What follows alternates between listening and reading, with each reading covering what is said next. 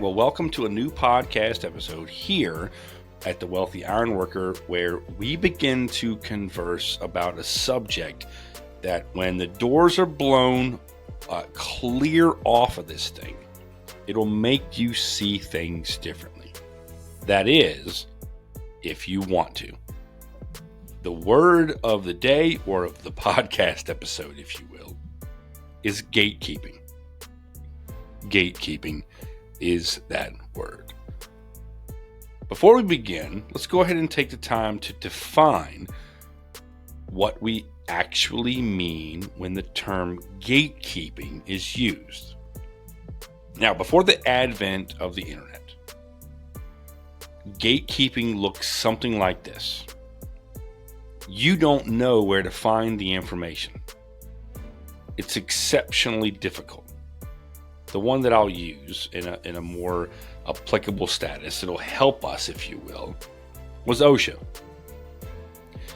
Now, OSHA came around in 1970 and 1971, and so, and by the way, I'm extremely pro OSHA regulation. No company is going to do and value their employees unless they're actually made to do something. But how would you know what OSHA had to say? How would you know what the regulations were? In a lot of instances, employers would gatekeep the information. In other words, if you don't know what they've got to say, how do you know how to hold your employer accountable? Newsflash, you don't. And this is the situation and circumstance for a lot of people in a lot of different ways, in a lot of different industries, in a lot of different jobs, in a lot of different curiosities. They just don't know. And we would see people gatekeep or hold and restrict access to all of this information. Well, the advent of the internet and the explosive use of it has enabled us to find enormous amounts of information. In other words, it has changed the name of the game. Gatekeeping cannot be done, for the most part, the same way that it was done 10, 15, 20, certainly 30 plus years ago.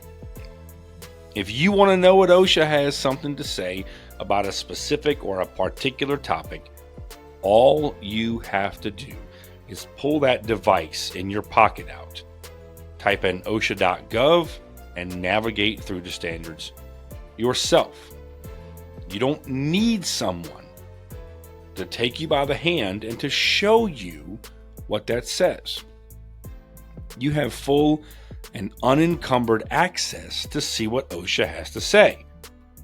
It's that easy. So the gatekeeping that we're referring to, at least in the previous iteration of what gatekeeping was, is navigating through all of that information via somebody who either A, claimed to be an expert, or B, what's just as likely, somebody that claimed to be an expert that has a malicious intent behind it. The less you know, the more I can control the narrative in the situation. Now, that was gatekeeping, for the most part, pre-internet.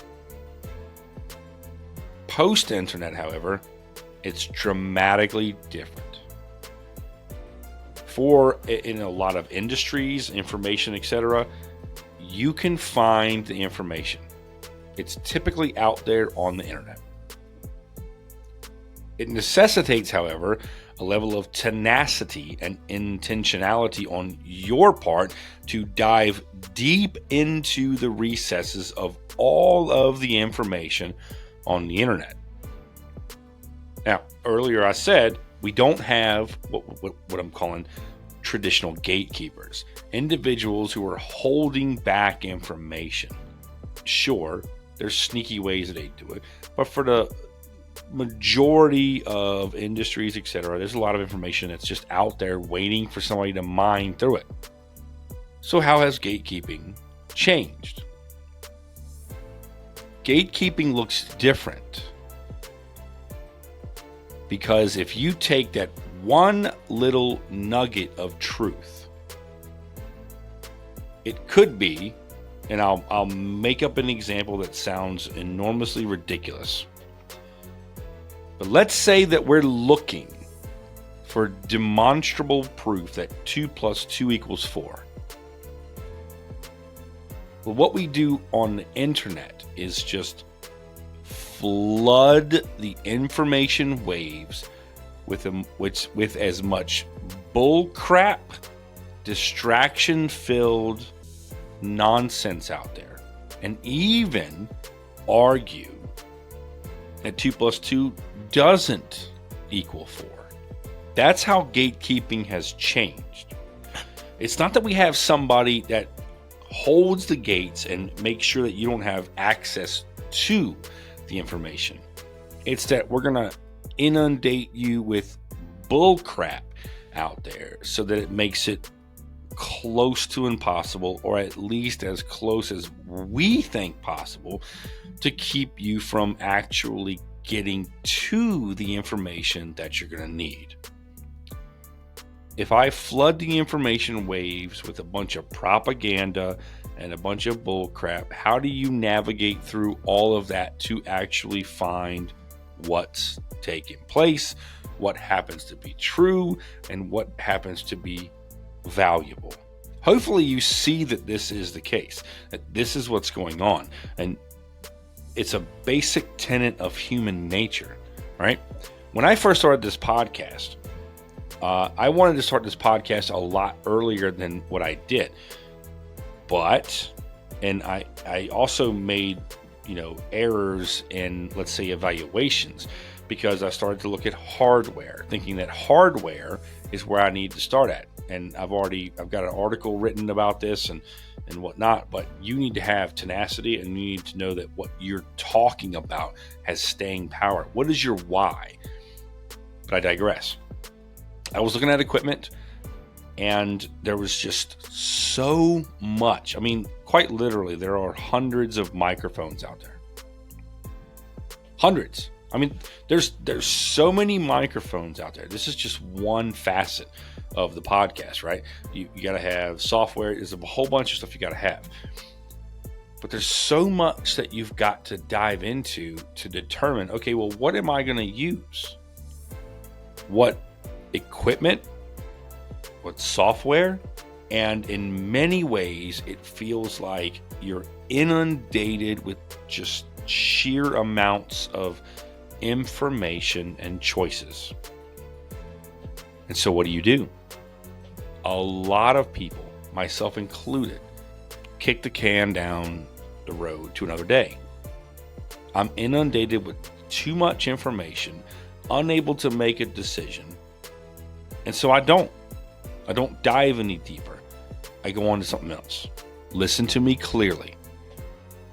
This is exactly how it works when we start talking about flooding the information airwaves with enormous amounts of information to inundate you to where you have too much to consider, too much to sift through, too much to really try to grasp.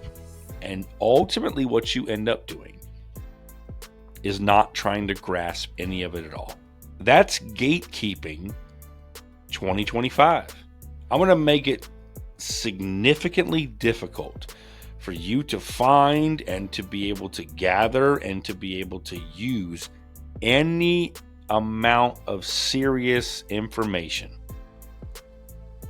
because I'm going to flood the information airwaves with enough stuff. Now, having said that, there are some other things that from a cultural perspective that are giving people who want to gatekeep you in 2025 or 2030, as we kind of quickly approach that time frame. These things that exist culturally actually help them out tremendously. Maybe you can think of what they are. But if you can't, I'll go ahead and give you a few right now. Number one, social media. Now, I'll break down social media, but there is a term that comes along with social media. doom scrolling, right? You're doom scrolling. You're just sitting there and scrolling, and what are you doing? You're actually being distracted. You're being distracted. How are you being distracted? A couple different ways. Number one, what makes social media? What often goes viral with social media?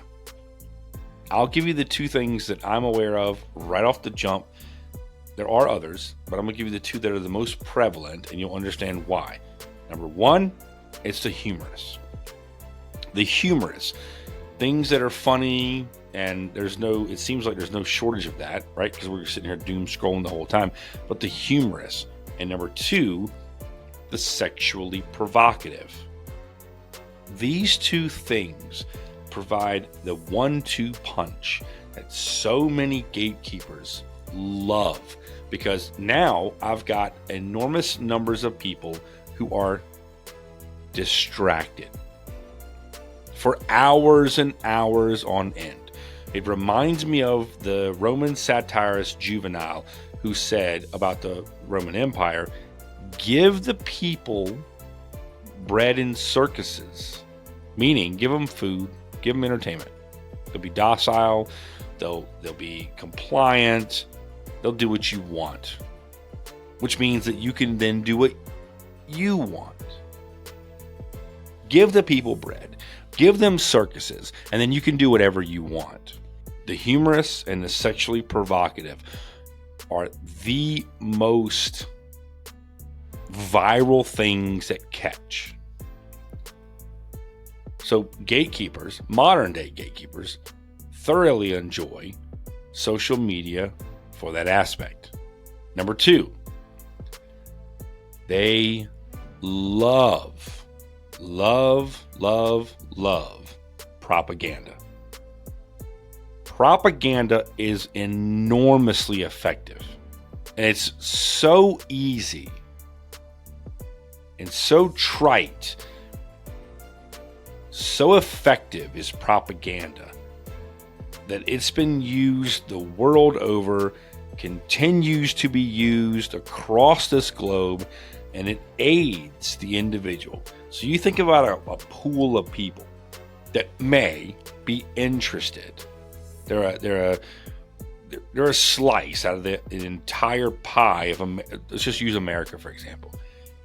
America is represented as a pie, and there's a slice that is interested in finding out what's really going on, and they're looking to do deep dives. Well, out of that slice that I've got, I'm going to be able to peel off some of that slice by giving them, or by utilizing, is probably the better way to put this, humor and the sexually provocative via social media. So when I use those two things, that pie that I just talked about, that piece of it, gets a little bit smaller. But some people will not be distracted by the sexually provocative and the humorous. So now what are they going to do? We're going to sow propaganda. We're going to effectively put a lot of spin to it. We're going to give out false information. We're going to put out dogmas that specifically tailor towards the particular narrative that we want. All of these and more are effective pieces of propaganda. There's enormous amounts of propaganda out there online.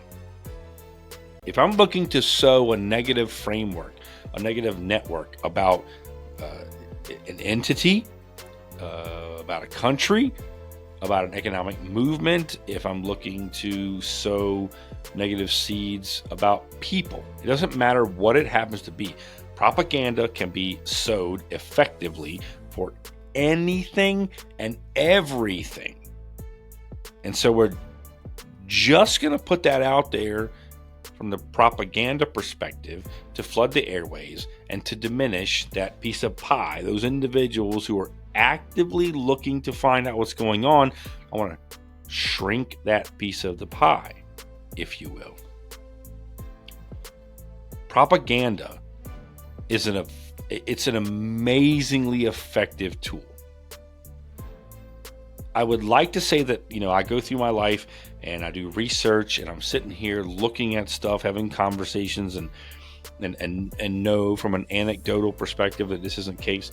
And then you hear the propaganda and you go, my goodness, some people seem to be born to be able to sell crap and to sow propaganda. It's an amazing thing to witness, even after all these years that I've been playing. I've been in this game. It's absolutely stunning to me how effective propaganda really is. But propaganda plays off of the ignorance of people. Now, ignorance isn't a slander. It just happens to mean that you don't know. That's what it means. So if you don't know, you're more easily taken away and you found seductive. You find that the propaganda that's sowed is very seductive because you don't know. You don't have a benchmark to compare it to. So it's amazingly effective at how well it distracts and dupes people. So we got social media via the humorous and sexually provocative. We have propaganda. And then the third tool to diminish that piece of pie even smaller of the people who actually want to know what's going on, we flood the information airwaves with absolute nonsense. Think about it for a second. Let's say that I'm looking for something. I'm looking to find out about something. I want to find out what OSHA has to say about something. Or let me pull that back for a second, because OSHA is very simply, it's very easy to find. You just go to OSHA.gov. But let's say we'll work within the safety confines, however. Let's say that I want to find out about what OSHA has to say about hard hats. More specifically, I've had run-ins with people. I've had run-ins with, customers, engineers, construction managers, etc., who sit here and tell me that it is an OSHA regulation that I must wear my hard hat forwards because there's a bill on there, however short the bill may be. And I want to know the truth. Well, I'm that individual, or maybe you're that individual who doesn't get distracted by the sexually provocative and the humorous via social media. And you finally are able to navigate through the propaganda.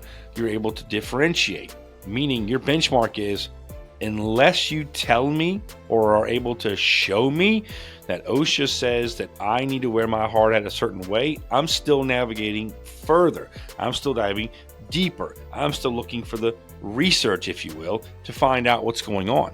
Well, now we get to the point where the airwaves are flooded with information. You enter something into a search engine looking for hard hats, and you have to navigate through all of this unimportant information to find that one golden nugget that you need, which is, in this particular case, OSHA effectively stating what the manufacturer recommends. Now, that's just a safety instance or example. There are literally hundreds of thousands, if not millions, of examples that play out just like this. Now, I plan to continue to explore this idea of gatekeeping even further. It's also very seductive, especially the more, let's say, the more damning the information happens to be. Sometimes, this is one of those things that is very incendiary, but sometimes the search engines just won't recommend what you know is out there. Yet one more tool in the propagandist toolbox. They don't want you to find out the information that you're looking for. It could be a website. It could be a collection of thoughts. It doesn't really matter what it happens to be. They think that they know better than you, and therefore they're not going to recommend. Even if you type in a specific web address, or at least a title of what you know is there. Yet one more form of gatekeeping. And I hope to, at a later date, have some people come on this podcast platform that have navigated through the enormous amounts of information on the web to sift out what is noise in comparison to what is legitimate and get down to what we really actually want to know. There's a lot that a lot of people are just unaware of. They're ignorant, myself included. And so we have things that we can learn from these people. There's a lot going on in the demographic. There's a lot going on with citizenry numbers in comparison to immigration, and in comparison to job numbers, in comparison. There's so much information out there. I look forward to having additional guests on, so that you don't have to sit here and just listen to me in a monologue session, but that you can glean what these individuals have to say. Gatekeeping, as we knew it, if we're even aware of it 30 plus years ago, has dramatically changed to the gatekeeping that we have today. As the information has become more readily available, the tools for distraction and obfuscation have become more sophisticated. And so it is my hope that what we do going forward is, number one, we're really intentional about trying to find the information that we know is out there so we can document what we're talking about. Number two, because we're aware that it's out there, we're not hoodwinked with all the various propaganda that we know is out there. We're able to bypass the distractions. We're able to bypass the propaganda. And number three, we're able to sift through all of the enormous amounts of bull crap that is out there that's meant to merely distract. It's like a more sophisticated distraction than the sexual provocative and the humorous. It is, I'll give you information.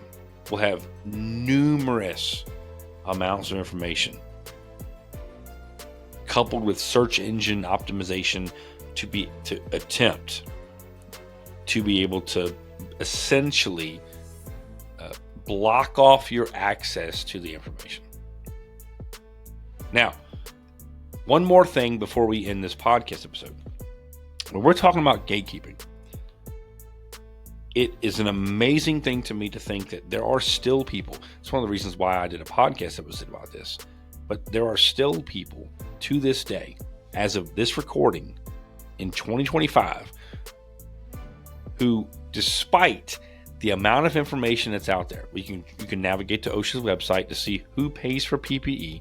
There are still people out there in the workforce today who do not know what OSHA says within regards to who pays for PPE. Just one example. I bring this up because I'm asking you, anybody at all who happens to be listening to this podcast, who has some skin in the game, who sees people who are either too distracted from the humorous and the sexually provocative, or are ignorant of what's going on and have fallen prey to the propaganda, to speak up, to say something, to educate someone else about this, that, and the third, and provide them with where to go to validate your point, so it isn't you coming to them and they don't believe you. Yet one more tool in the toolbox. If I can keep you divided, I can keep you distracted.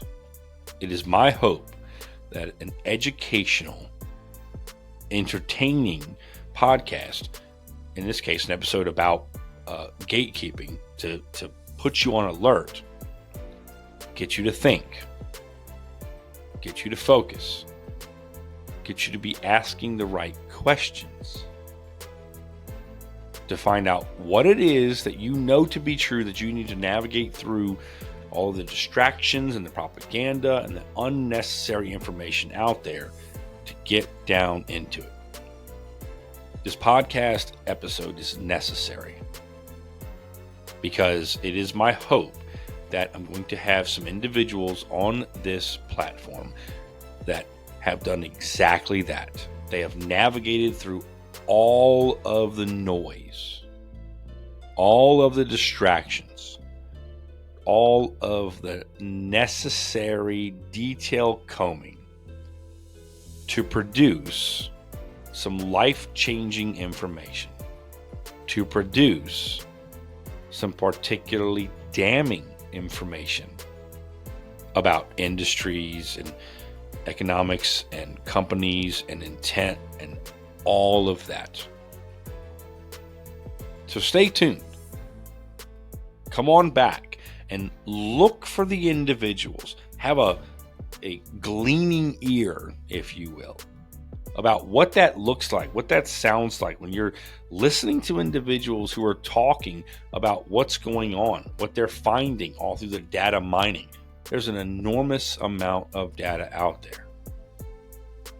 God bless those individuals who are willing to navigate through all of that to be able to alert people to what's really going on.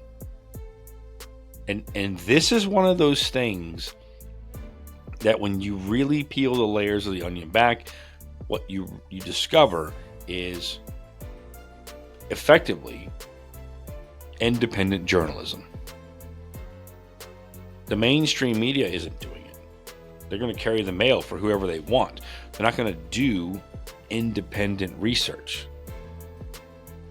And so I'm in I strongly stand with the individuals who are navigating through all of the information out there. It could be from safety, it could be from immigration, it could be economics. There's a whole litany of subjects out there that individuals are data mining to find out what's going on. We can hide it. We can know that people are trying to slander us. We can know that they're trying to distract us, but at the end of the day, God bless those individuals who take deep dives into data and come out on the other end and say, here is what I've found, and here is where I found it. We need more people like that to fight against and push back against the propaganda and all of the distractions that are out there intentionally to keep you from trying to find out what's going on. So I hope that the listener is taking notice, interested, willing, and able to come back to this podcast, not just this episode here, but any of the subsequent ones where I'm having conversations with people that I hope to bring on and they can expose what we have and what we're seeing. I appreciate your time. Thanks for coming on this podcast episode and listening. And as always, be safe out there. I'll see you on the next one.